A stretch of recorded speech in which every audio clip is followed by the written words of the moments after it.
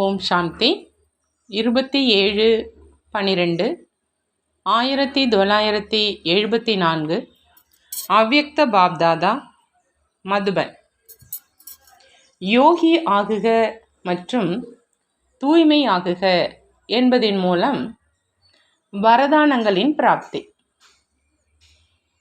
இன்றைய சபை வரமளிக்கும் வள்ளல் மூலமாக அனைத்து வரதானங்களையும் பிராப்தி செய்திருக்கும் ஆத்மாக்களினுடையது.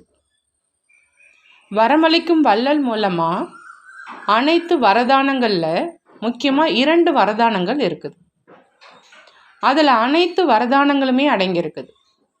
அந்த 2 வரதானங்கள் எவை? அதை நல்ல முறையில் தெரிஞ்சிருக்கீங்களா? அல்லது சுயம் வரதான சொரூபம் மற்றும் வரதானி மூர்த்தியாகி இருக்கீங்களா? யார் வரதான மூர்த்தியாக இருக்கிறாரோ அவர் சுயம் சொரூபமாகி மற்றவர்களுக்கு கொடுக்கக்கூடிய வள்ளலாக முடியும். ஆகினால முக்கியமான அந்த 2 வரதான சொரூபமாக ஆகியிருக்கிறேனா அப்படின்னு தன்னைத்தானே கேளுங்க.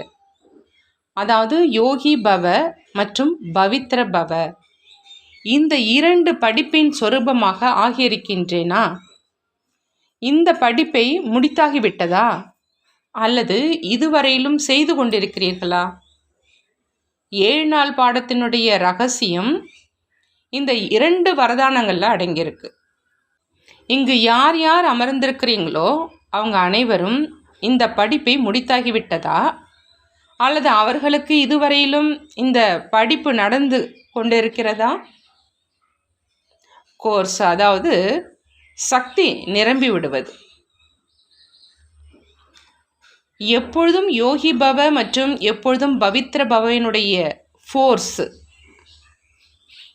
அதாவது சக்தி சொரூபத்தினுடைய அனுபவம் ஆகலை அப்படின்னா அவங்கள சக்தி சொரூபம் அப்படின்னு சொல்ல மாட்டோம். ஆனால் அவரை சக்தி சொரூபம் ஆவதற்கான பயிற்சி செய்பவர் அப்படி தான் சொல்வோம்.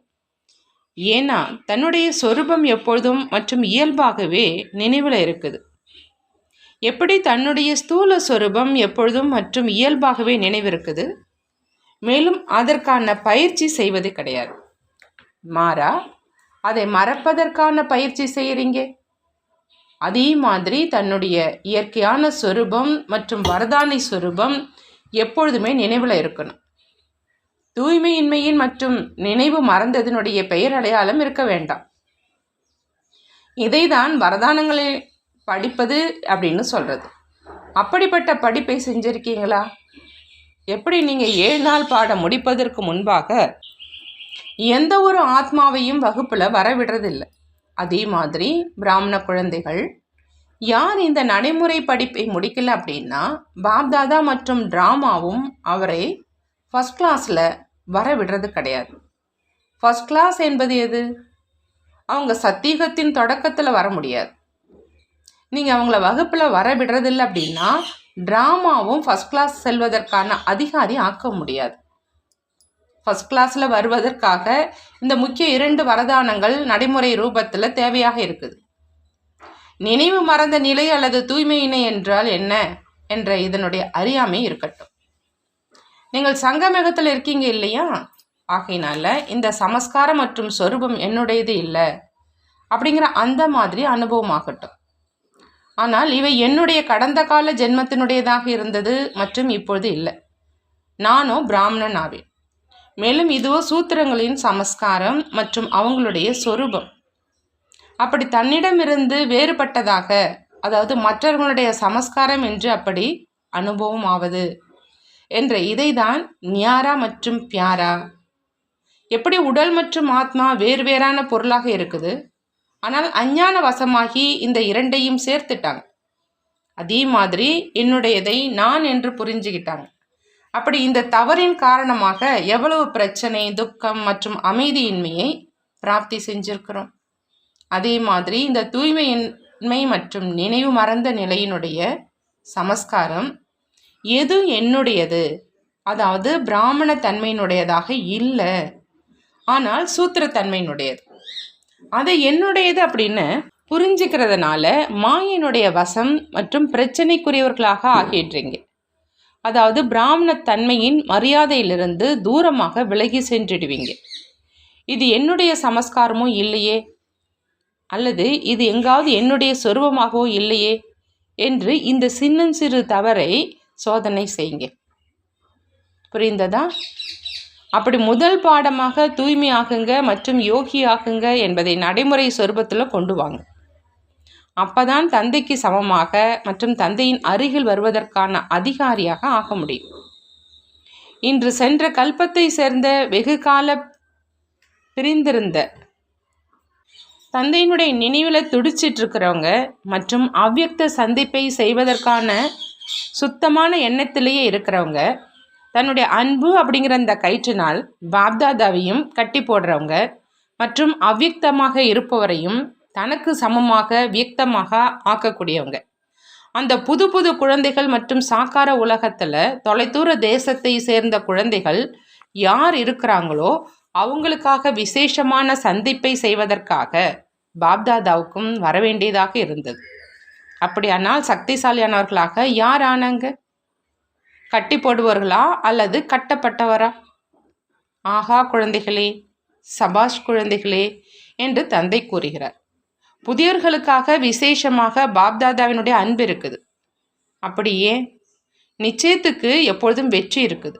விசேஷமான அன்புக்கான முக்கிய காரணம் புது குழந்தைகள் எப்பொழுதும் அவ்யக்த சந்திப்பை செய்வதற்கான கடின உழைப்பில் இருக்கிறாங்க.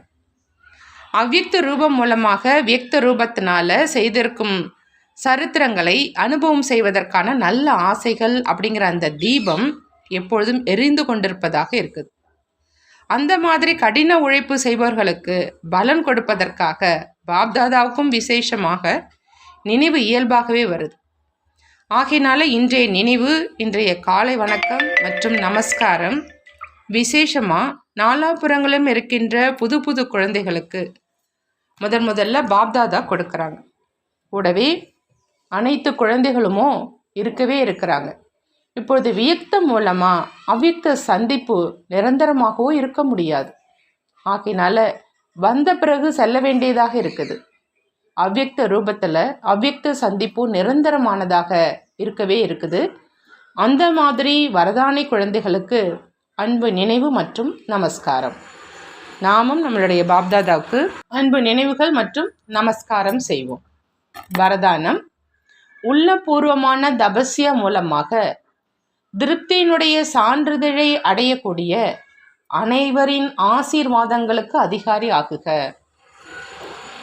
அனைவரினுடைய ஆசீர்வாதங்களுக்கு அதிகாரியாக ஆகணும் அப்படின்னா உள்ளபூர்வமான தபஸ்யா மூலம் திருப்தியினுடைய சான்றிதழை வாங்கணும். பாபா விளக்கம் கொடுக்குறாங்க. தபஸ்யாவினுடைய சாட்டில் தனக்கு சான்றிதழ் கொடுப்பவரும் அதிகமானோர் இருக்கிறாங்க.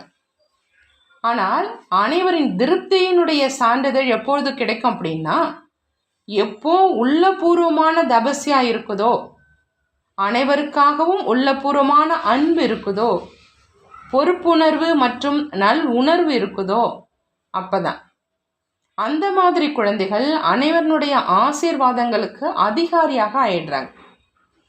குறைந்தது 95% ஆத்மாக்கள் திருப்தியினுடைய சான்றிதழ் கொடுக்கணும். அனைவரினுடைய வாயிலிருந்தும் ஆம், இவர் நம்பர் 1ல் இருக்கிறார் என்று அந்த மாதிரி அனைவரினுடைய உள்ளபூர்வமான ஆசீர்வாதங்களினுடைய சான்றிதழ் அடைபவர்தான் தந்தைக்கு சமமாக ஆகிறார். ஸ்லோகன்: நேரத்தை விலை மதிப்பு இல்லாதது என்று புரிந்து பயனுள்ளதாக ஆக்குனீங்க அப்படின்னா தேவையான நேரத்தில் ஏமாற்றம் அடைய மாட்டீங்க. நேரத்தை விலை மதிப்பு இல்லாதது அப்படின்னு புரிஞ்சு பயனுள்ளதாக ஆக்குனீங்க அப்படின்னா தேவையான நேரத்தில் ஏமாற்றம் அடைய மாட்டீங்க. நல்லது. ஓம் சாந்தி. நன்றி பாபா. நன்றி.